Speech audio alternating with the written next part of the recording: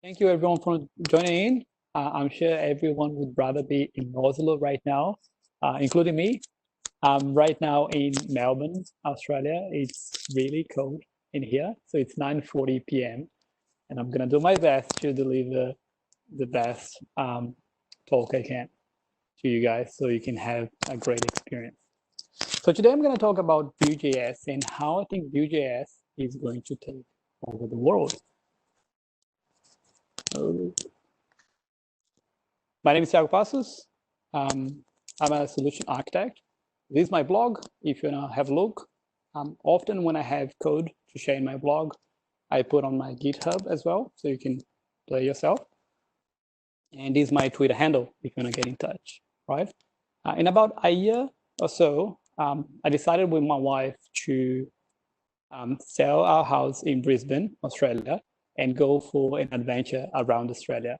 So I quit my job that I had at the time, and I started working remotely around Australia in a caravan. So that's my current office. Well, not really current, because that was summer, and this is winter here. So if you want to follow our journey, you can go to onewing.family on Instagram. And these are house and my office, well, partially. Anyway, let's get back on track. So for the agenda today, I'm going to be talking about Vue.js itself, a bit of the history and some of the features, and I'm going to show you how easy it is to get started with Vue.js. Also, I'm going to share with you some of the reasons why I personally think that Vue.js is going to take off and what's next if you enjoy Vue.js. So let's start with about Vue.js.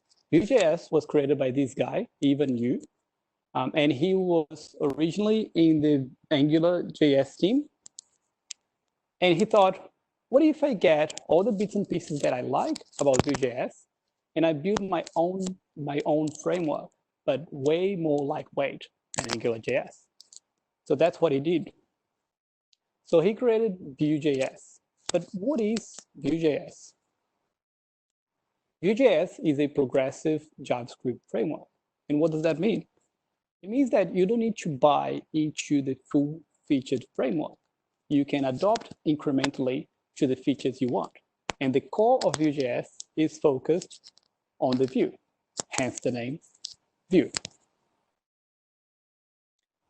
Obviously, you can bring additional libraries to support more sophisticated features like routing, state management, and so on.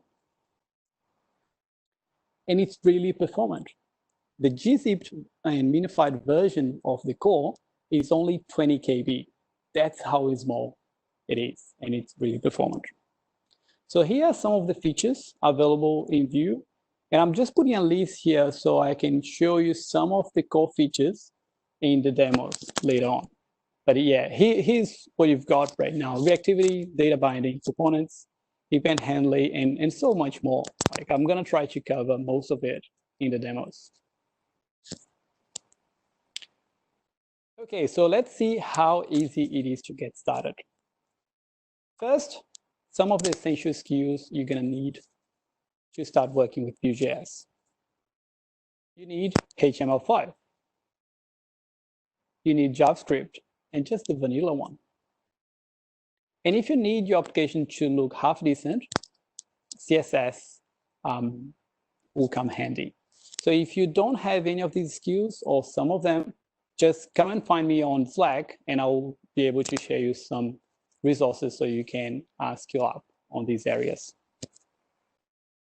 And here are some of the recommended tools if you're planning to work with Vue.js.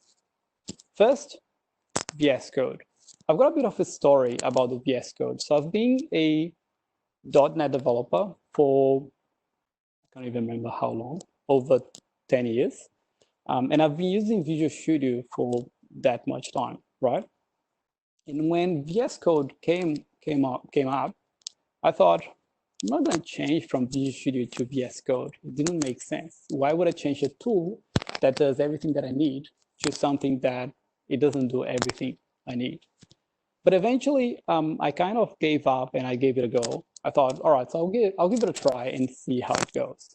And I started loving that tool because it's so lightweight, and it's amazing for front-end development. And now what I do is any back-end development, I use Visual Studio or Rider. And for any front-end development, I use VS Code. It's great. With VS Code, you will install the Vue VS Code snippets, which is going to make you more productive when building or writing a Vue.js application. And finally, the Vue Dev Tools, which I kind of consider as a required tool instead of a recommended tool. Because with the Vue Dev Tools, you can see what's happening in the background of your application. All right, so let's start with the demo now. In this demo, I'm going to create a simple app for managing a list of to-do items, okay? And with that, I'm going to demonstrate the core features of Vue.js. And I'm going to try to do that in under 15 minutes. How does that sound? That sound good? Well, I think it's quite boring. I think a to-do app is going to be the main application people would write when learning a new programming language, right? So I'm not going to do that. Instead, I'm going to build a killer app. I'm going to create a killer app in this demo. I'm still going to demonstrate some of the core features of Vue.js, and it's probably going to be in under 15 minutes, but don't hold me accountable for that, okay? So let's get started. So I'm going to open VS Code now. Let me close the things here, and I'm going to create a new file, which I'm going to save.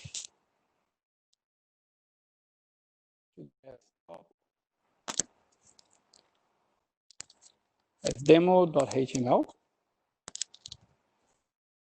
Okay, so have you guys heard or used Emmet before? I'm not sure how I would get a feedback from that. I was expecting to see a bunch of cameras and I would be able just to raise hands. But anyway, I would assume that a lot of people would have heard about Emmet and a lot of people wouldn't, okay? Emmet is a built-in feature of VS Code, and it's gonna make you so much more productive when writing a HTML. So you're gonna see as I write the code, how cool and how powerful it is. All right, so with this file, I'm going to start with the HTML5 template. And you can see with the Emmet abbreviation. All right, so I just got a message saying the mic is making a lot of noise. So let me try to change that a little bit. So hopefully, I'm gonna try to be still, not for the mic not to be so noisy. Okay.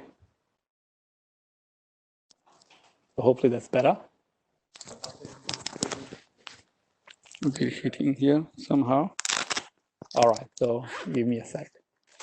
All right, so I'm going to start with the HTML5 template. Use the Emmet. So you can see on the right-hand side what the result is going to be of that abbreviation, right? So if I hit tab, good. Thanks, Jay. Jay, I don't know how you pronounce your name, sorry. All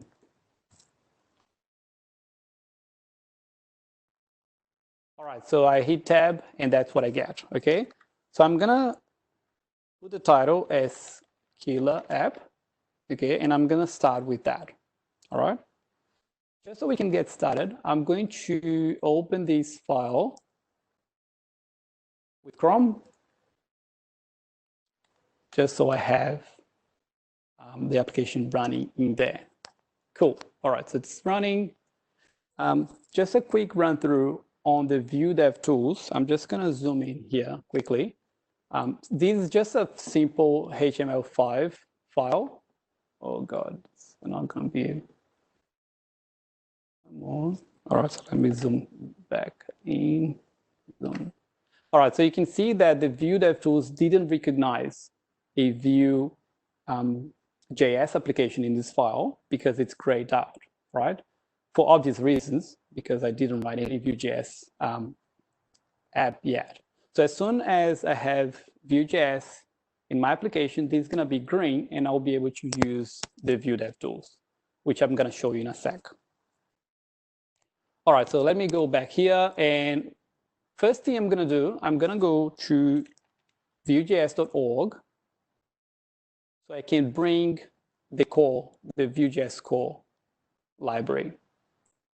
Okay, so I'm going to copy this snippet here, and I'm going to paste here. And the next thing I'm going to bring is Bootstrap. I don't know if you guys love Bootstrap. I don't know if you guys even like Bootstrap, but I like it. And all the designers I work with, they loved working with Bootstrap. A lot of people are using Material or things like that. But for now, I'm comfortable and I'm happy using Bootstrap. Anyway, I'm going to bring Bootstrap just so my application looks half decent, right? I'm going to get started here. And I'm going to copy this snippet as well. So all I'm doing right now is bringing Vue.js and Bootstrap, all right? As simple as that. Okay, so now let's start building our application. Again, I'm going to use Emmet. I'm going to create a div with a class container and the ID app, okay? And inside of that div, I'm going to create a header 1. Cool? And if I hit tab, that's what I'm going to get. So this is the title, okay? Now, to start putting together the application, I'm going to create a script tag. And I'm going to create a new instance of Vue. Okay? All right. So now what I need to do is I need to tell Vue where to bootstrap the application into. Okay? So I want to bootstrap this Vue instance to this div. And the way to do that, I'm just going to set the element as app. So now anything in this Vue instance is going to be bootstrapped to this div. Okay? All right. So here are a few things that I'm going to cover in this demo. I'm going to cover how to manage data or state in the component, in the Vue component. I'm going to show you how to create methods and how to bind that to events. I'm going to show you what computed properties are and how amazing they are. And I'm going to show you one of the lifecycle hooks in the component. So there are multiple lifecycle hooks for Vue components. I'm going to use the created one just so I can bring some data in my application when the component is created in the first place. All right.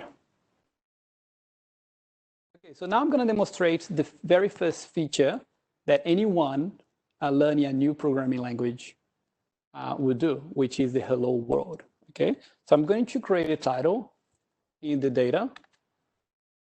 And now I'm going to set the value as killer app. And now I want to show this title here in this location, in this element. So I'm going to use the interpolation, which is the double curly braces. And all I need to do is put the title.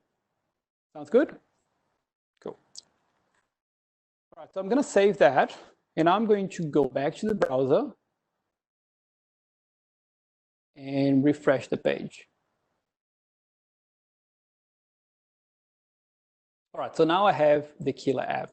And just so I can demonstrate the whole reactivity system with Vue, I'm going to open the Vue Dev tools,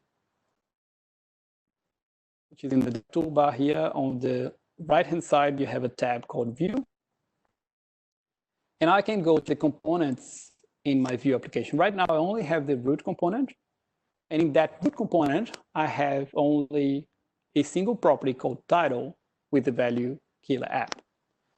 So if I change the value in here, so let's say I change that to in Oslo, as soon as I change, the template is going to change. And that's the whole reactivity system kicking off, right? So that's not a Vue DevTools feature. That's just the Vue.js working. Just so you can see that's a Vue.js thing, I can do the same from the console. So remember I created an instance and set to an app variable. I can do the same from here. So app title. So that's the value of the title. And I can also set the value online killer app. And that changed the template automatically. Cool. All right, so that's getting there, but right now that's just a hello world app, right? I promised you that I would create a killer app, so I need someone to kill. Fair enough? All right, so what I'm gonna do, I'm gonna create an array of characters, so I have someone to kill. Characters. Okay. So what I'm gonna do now, I'm gonna use the created lifecycle hook to bring some data from an external source, right? And I'm gonna use the JavaScript fetch API just to bring the data in. I could use other fancier way to bring data in, but right now I just wanna use vanilla JavaScript, okay? So I'm gonna use the fetch API. I'm gonna bring the URL just in a second. That's the URL of the list of characters. If you guys are interested in this list, I can send you the URL later. It's pretty cool. Okay. So I'm bringing the list of characters. And what I'm going to do is, as soon as the result comes back, I'm going to get the JSON portion of that result. And then I'm going to assign that characters that I have in my data with the value coming from the result. Okay?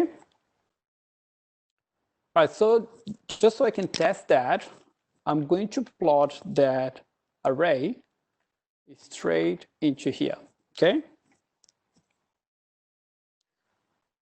If I save that and go back to the browser and refresh the browser, I should see a blob of JSON. Okay, so the data is coming in and I'm assigning that characters array with the value that comes from the API. Cool. But that doesn't look good, does it? I'm going to make it look a bit nicer. So what I'm going to do now, I'm going to find a way to loop or to iterate through that array and display each character in a sort of a box or card, if you may. Okay. So what I'm going to do is I'm going to create a div here with a row class. And inside of that, I'm going to create a div with a call 3. Inside of that, I'm going to create a header 3. Okay, so what I want to do is for each character, I want this block of HTML to be repeated, all right? And for that, I'm going to use the v-for, which is a way that you can loop through an array, okay? So I'm going to create here a local variable for that character, for that iteration, inside all the characters. Okay, so that's going to loop through all the characters, and I can now use this local variable anywhere in here. Okay, so in this case, what I'm going to do is just use the interpolation again and put the character name.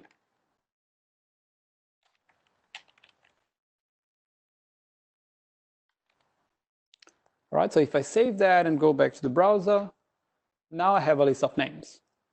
Cool. Awesome.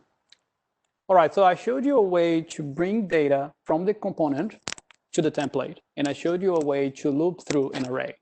But now I want to show you a different way of bringing data again from the component to the template. but using the attribute binding. Okay, so what I'm going to do is I'm going to create an image tag, and now I want to assign the source of that image from a data coming from the character object. Okay, and to do that, I'm going to use the vbind dash source. So this can be any attribute for any HTML5 attribute or any custom attribute that you would have in your components.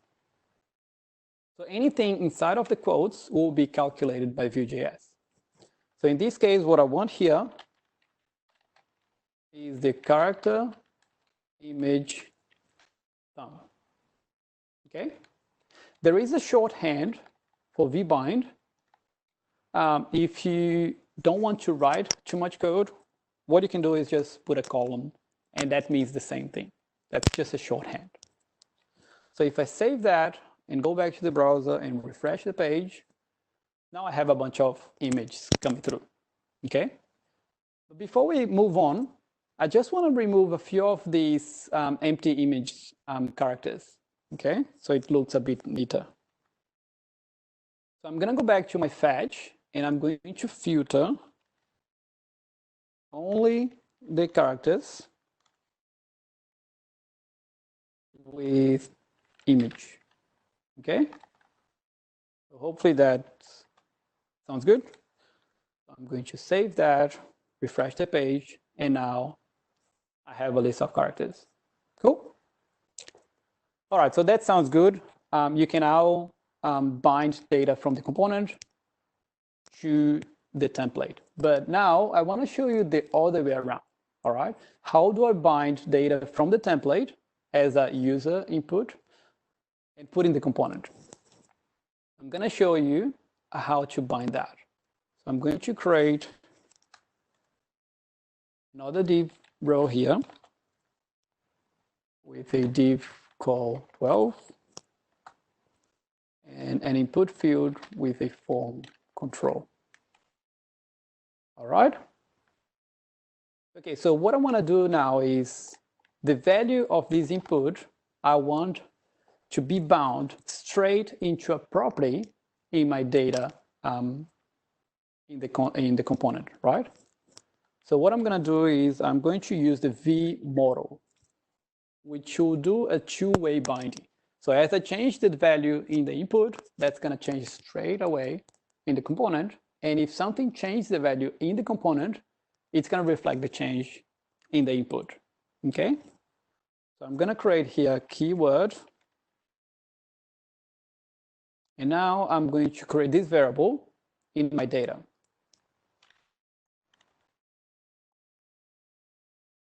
And it's going to be just empty.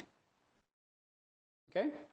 So I'm going to go back there and refresh the page, and I'm going to quickly demonstrate the two-way binding before I implement the next feature. I'm going to go to the Vue Dev Tools. I'm going to open the root component, and now I have these three variables.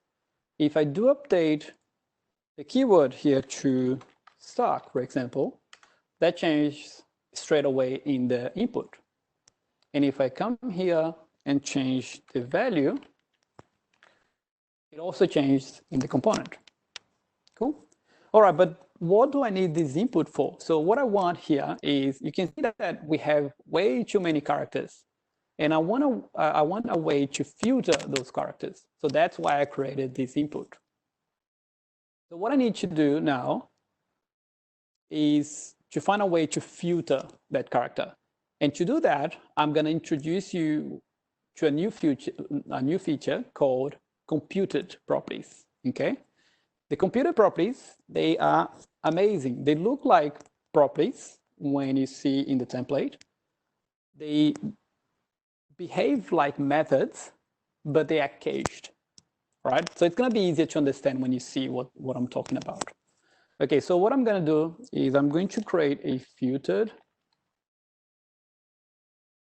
characters. Okay, so you can see it looks like a method. And what I'm going to do is, if the keyword is available, I'm going to do something. Otherwise, I'm going to return the whole the full list of characters, okay?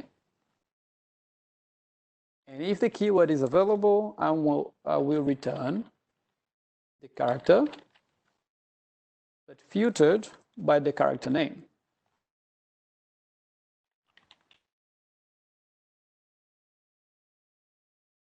So hopefully that's familiar to you, the index of.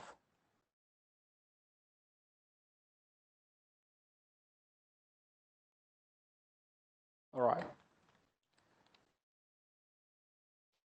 So the cool thing about computed properties is the value of the computed property is cached, and it only recalculates when any of the dependencies of the computed property changes. So in this case, it will only recalculate when the keyword changed or the characters changed. Otherwise, it won't recalculate. And that's the beauty of it, okay? And to use that, all I need to do is bring that filtered characters and replace in here in the template, okay? So if I save that and I go back to the browser, now if I refresh here, all I need to do is start typing. And now I have the computed property working, okay? There is still something missing here. It's still not a killer app because I'm not killing anyone, okay? So I'm gonna implement the killer feature now. Okay, as you may know, if you're a fan of Game of Thrones, people die, and people die quite often, okay? So I'm gonna implement that so people can die. So I'm going to create a button with a btn class and a btn primary class. And what this button is gonna do, this button is gonna kill people, okay? And all I'm gonna do is I'm gonna call a method in my component to kill someone. So for that, I'm gonna use the VON, which is an event binding, all right? You can bind to any HTML5 event or any custom event you might want to create for your component. So in this case, I'm gonna bind to the VON click, all right? And I'm going to run a kill method. Cool. There is also a shorthand for VON, even though it's not too much writing, but there is a shorthand. And instead of using VON : click, you can use @ It works the same way, okay? So all I need to do now is implement this method. So I'm going to create the method inside of the methods area. I'm going to create a kill method. And as you may know, I don't know if you guys watched Game of Thrones, but people are killed quite randomly, right? And that's what I'm gonna do here. So I'm gonna create a variable called poor bastard. And what I'm gonna do is I'm going to use this math floor method, and I'm going to get the random method multiplied by, I'm gonna explain what that is about. So basically what this is gonna do, this is gonna get a random index of my array from 0 to the length of the array, okay? And next what I'm gonna do is I'm gonna get the characters and I'm going to use this splice method. The splice is gonna remove the item from an ID to a number of items in the array. So in this case, I'm just gonna get that poor bastard and remove himself only or herself only one item. So let's see if that's working. Oops. All right, so let's go back here and let's start clicking here. So let's see if that works. All right, so it looks like it's working and it looks like it doesn't. But the reason for that, let me open the Vue DevTools here. So we have 235 characters right now. So as I click, you can see that the numbers are decreasing. So it's working. So the feature is working. But again, Game of Thrones, there are some events that kill more people than other events, right? Can you guess? Can anyone guess what the event on Game of Thrones I'm going to implement? No? I don't know how I can get feedback from here, but anyway. All right, so I'm going to implement another feature so I can kill more people so I can move on with this sample. So let's see if anyone guessed that. I'm going to implement the red wedding. So I'm going to pass a flag to the kill method.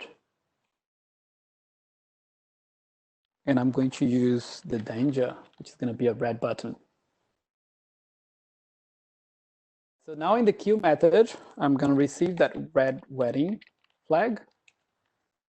And I'm going to create a count here. When the red wedding is true, then I'm going to get half of the cast. Otherwise, I'm going to get only one character. And I'm going to replace the count here. Okay? All right, so let's see if that's going to work now. Let me refresh here. Now I have a red wedding. And as I click, I'm going to get way less people. Cool? Awesome. So there is one guy left, which is this guy that I've never heard about. But apparently, since he's the last one standing, I guess there is a title for this guy, doesn't it? Anyone? So the title of this guy is going to be the king. Okay. So what I want to do here now, I'm going to show you how you can implement the conditional renderer. Okay, the v-if. So I'm going to create a header one here, and I'm going to use a v-if. So if the condition inside of these quotes is true, then this element is going to be rendered in the DOM. All right, so if it's not, then that element is not going to appear in the DOM at all. So it's not like it's going to show in the DOM, but it's going to be hidden. No, it's just not going to show at all in the DOM. Okay. So what I'm going to do is show king of the 7 kingdoms. Okay. Well, sometimes it's going to be a queen, so I'm going to put queen or king of the 7 kingdoms. And now in the v-if, I'm going to put a property called is king or queen. Okay. So this is going to be a computed property. And I'm going to explain you, and I'm probably going to convince you to use computed properties whenever you can. All right. I'm going to show you how performant and how powerful computed properties are. All right. So in the first computed property that I created, you might not be convinced, but in this one, I'm sure you're going to be convinced. All right. So I'm going to create this computed property. And all this is going to return, really simple, is this character length equals 1. It does seem silly, hey? It does seem silly because it's just a tiny piece of logic. And why would you create a computed property just for that? Just bear with me and you're going to see. All right, so I'm going to save that. And I'm going to refresh the page, okay? And we're just going to check if it's going to work, okay? So I'm going to press the red wedding multiple times. And now we see king, queen or king of the 7 kingdoms. Cool. The property is working. But now I'm going to show you why it's so good. Okay, so I'm going to bring the dev toolbar here. And I'm going to change this computed property so it can log in the console.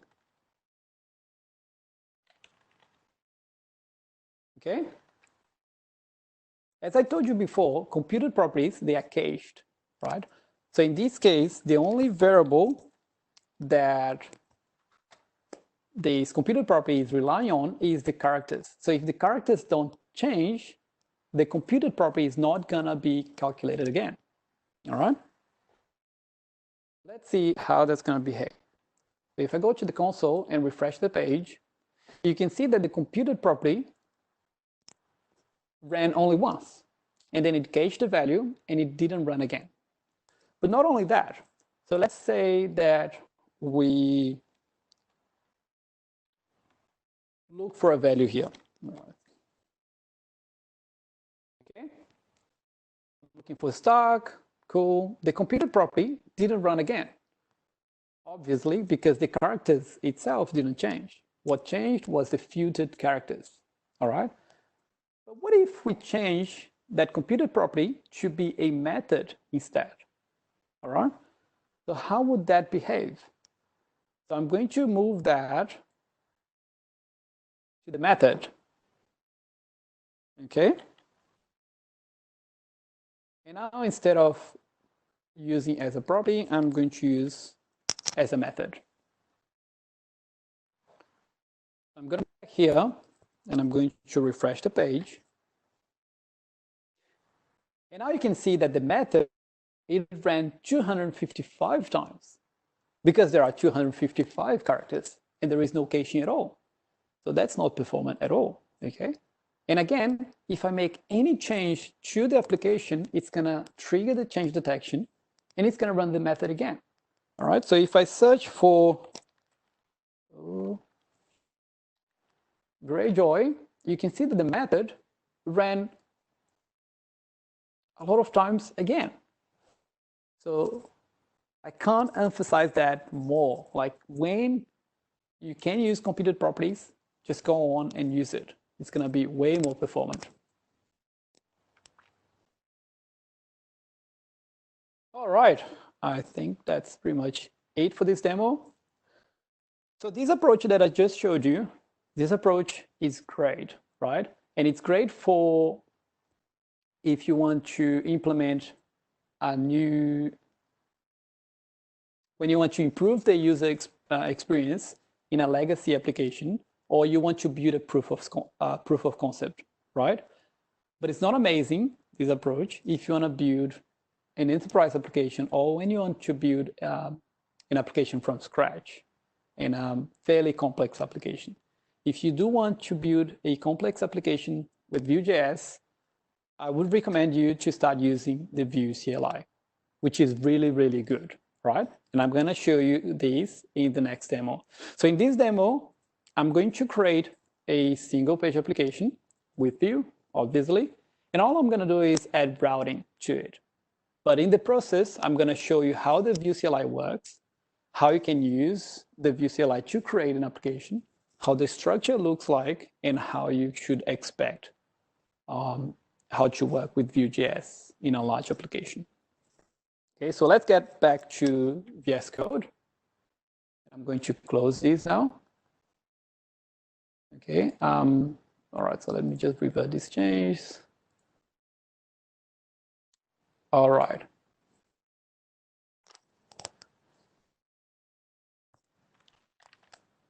Okay. All right, so if you don't have the Vue CLI installed, to install Vue CLI is super simple. You're going to run npm install globally, and you're going to get Vue CLI, all right? If you don't have npm installed in your computer, just go ahead and search for Node.js and install that in your computer. You're going to need that for any development using the Vue CLI. All right, so once you have the Vue CLI installed, you can just run Vue in your console, and you can have all these options to create and generate things in your application, right? But for now, I'm going to cover only the create method of the Vue CLI, okay? So let me clear that, and I'm going to call the Vue create new app, all right? So when I do that, I'm gonna be redirected to a wizard to create my application. I can choose the default option, which is using Babel and ESLint. If you don't know what Babel is backwards compatibility for JavaScript, and ESLint is just standard for your code. or you can select the features manually. So if I check this one, you can see some of the features that are built into the CLI itself. Of course, you can bring more features other than that, but these are the ones that are embedded to the CLI. So you can use TypeScript instead of JavaScript. You can use the PWA support, router, Vuex, which is a state management, which is really, really cool. I just don't have time to cover here today. The CSS preprocessors, if you want to use Sass, for example, the linter, unit test, and end-to-end test, if you want to have that in your project. Okay, for now, I'm not going to go ahead with that because I already created an application using the default configuration. But that's how you would create from scratch, all right? So let me cancel that. And now I'm going to show you how the application looks like when you create using the CLI. Okay, so that's the folder that I just created using the CLI and the Oslo view. And what it creates the node modules. If you are familiar with any of the modern JavaScript frameworks, you would know what the node module is. But if you're not, the node modules, they have the dependencies of your application and the dependencies of the dependencies and dependencies of the dependencies of the dependencies. Well, basically, they have the whole internet in the node modules. So it brings a lot of stuff in there. But once your application is compiled and minified, then it ditches everything and just keeps the things that are important for your application, okay? The public folder, it will have any static files and the entry point of your application, which is the index.html. And again, once the Vue CLI compiles your application, it's going to inject a bunch of code into the index.html with the address for the JavaScript files and so on.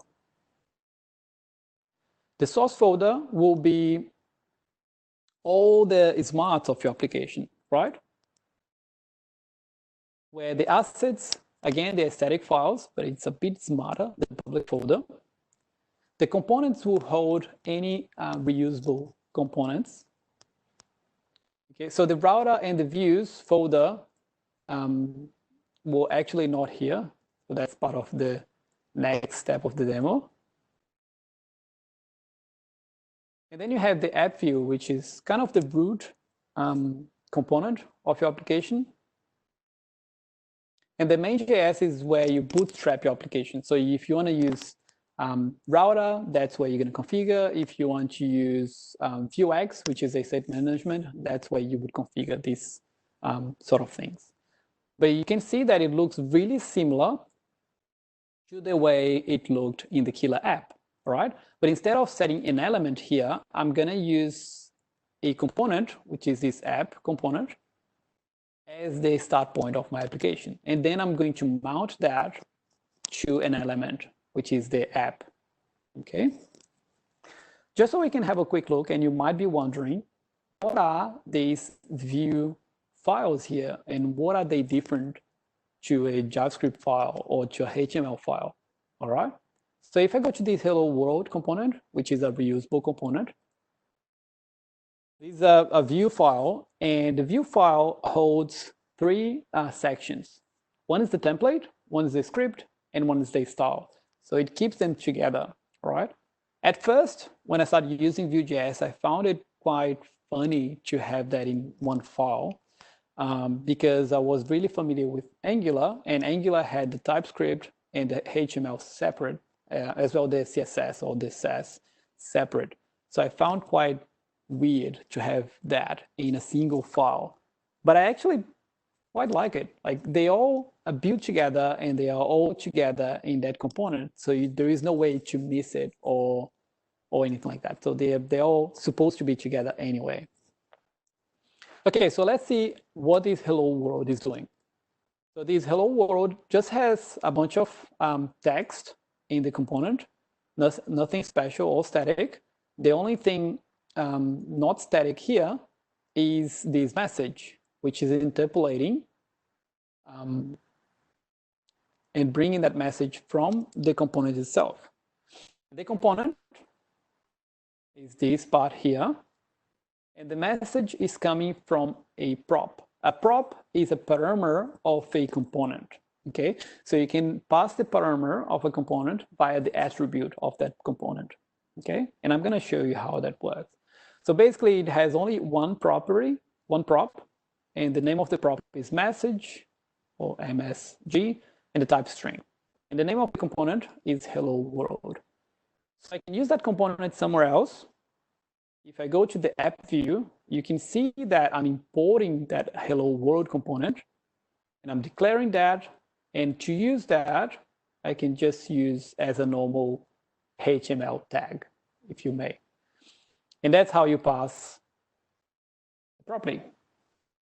Okay, just let's see now how the whole thing is running. So let me run npm run serve, which is going to build and serve my application.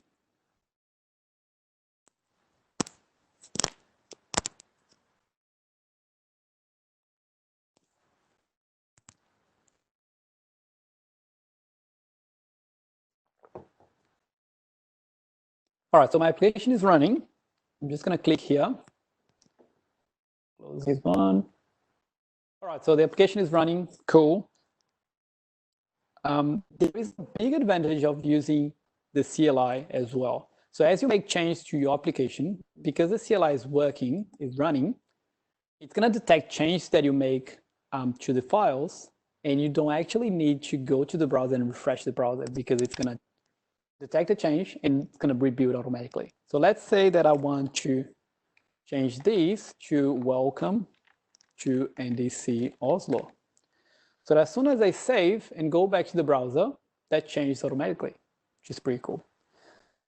All right, so that's not really the point of this part here. What I'm going to do now, before I move on, I'm going to introduce a new feature, right? So I'm going to introduce, let me just roll back the change here. There is a change, yep. Okay.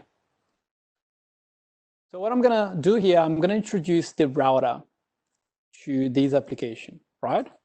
And for that, I'm going to use the Vue add, which is going to add a new feature to my application. And I'm going to set the router, okay? So when I add the router, it's going to ask me if I want to use the history mode or not. So the history mode in the browser is basically that hash, if you want the hash or not in the address bar. Personally, I don't like the hash. But if you don't want to use the hash, then you have to do some extra configuration in the server, which I prefer to do, the extra configuration in the server, to still be able to not use the hash, but then it needs to fall back to index, to the index.html. So that's what this question is about. Use history mode for router. I'll say yes, because I don't like the hash.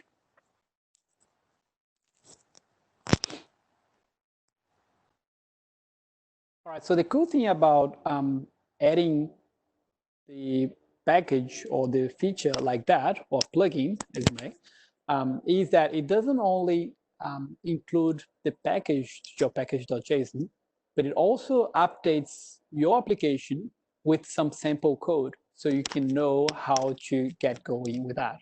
So in this case, the router.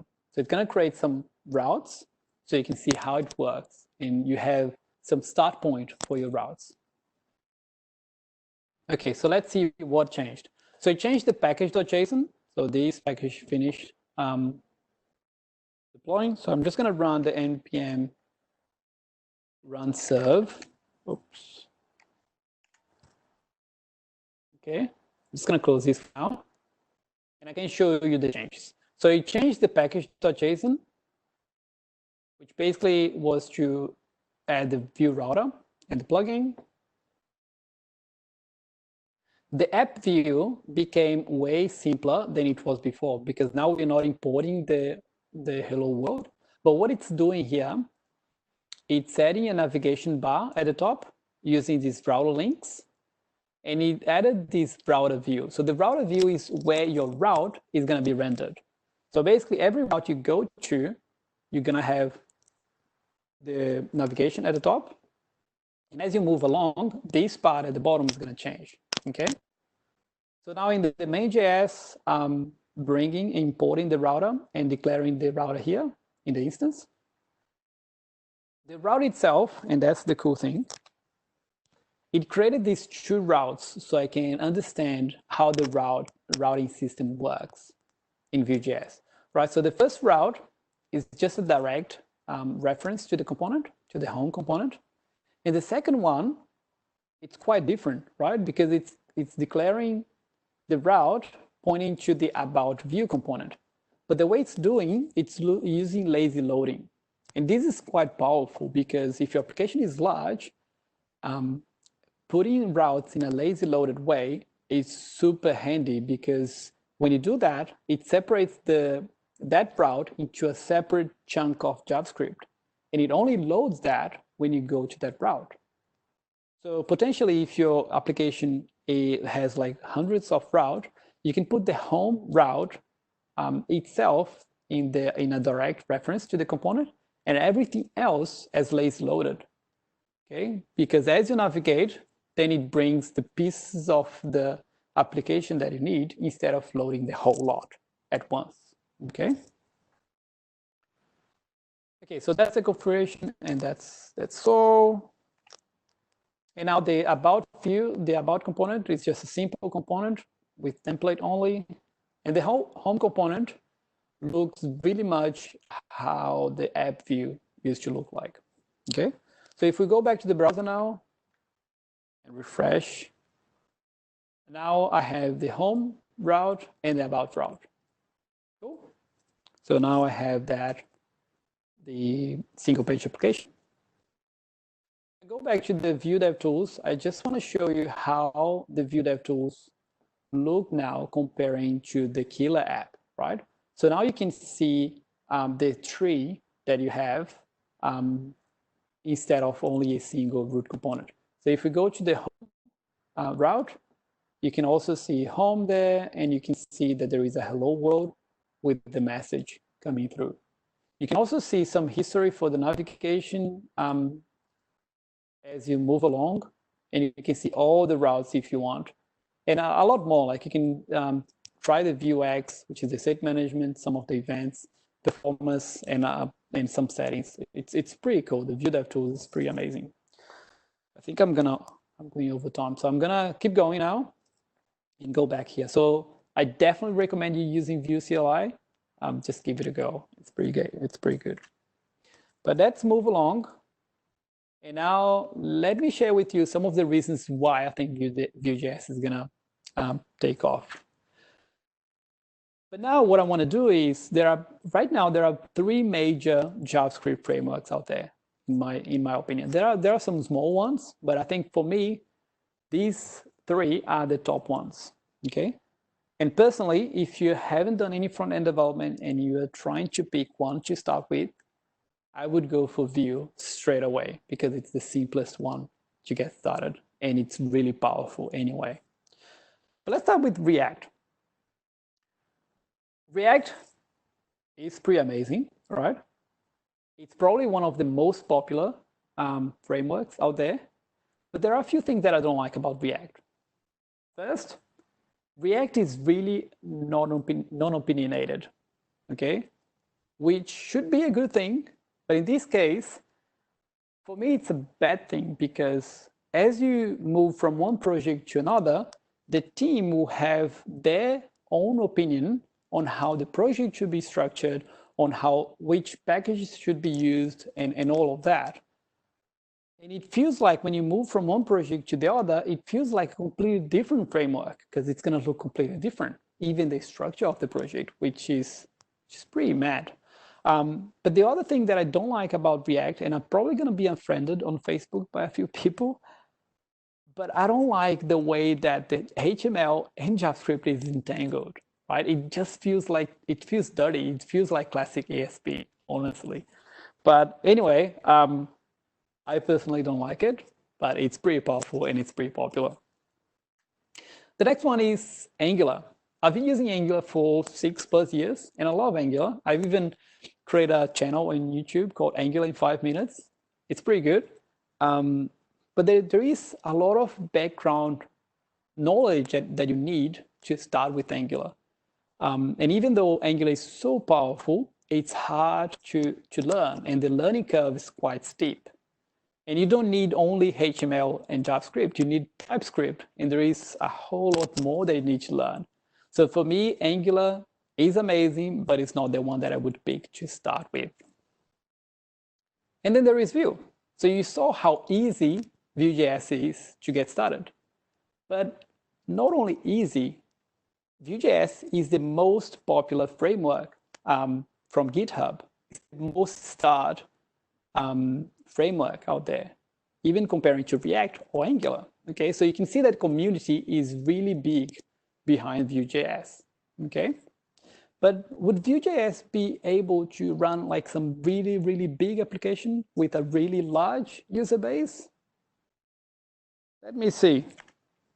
So here are some examples of applications that use Vue.js. Okay, I think you're probably familiar with some of these logos, but I'm going to go to some of the logos that might not be familiar.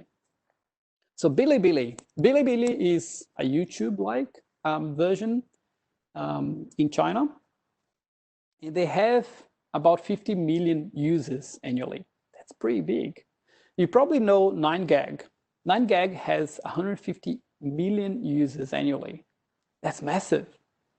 And Alibaba, you probably bought something from Alibaba even a few weeks ago, a few days ago, even hours ago, maybe with the COVID. They have over 230 million users annually. And all of them, they use Vue.js. It's pretty good, hey? All right, so what's next? If you did like what you saw here today, go ahead and go to the Vue.js.org. They have plenty of documentation. You can see the whole ecosystem and how they play together.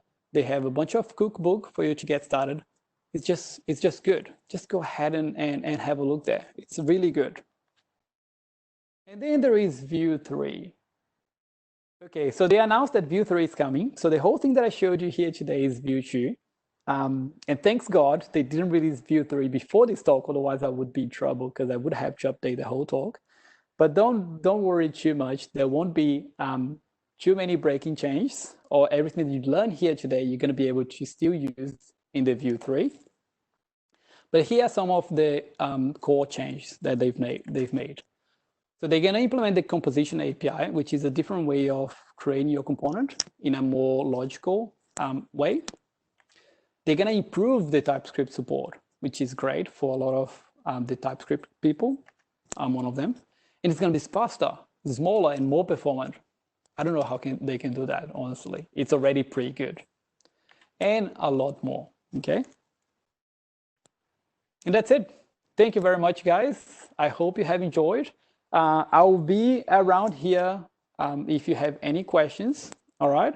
I'll be here for another, I don't know, 2 minutes is when my slot finishes.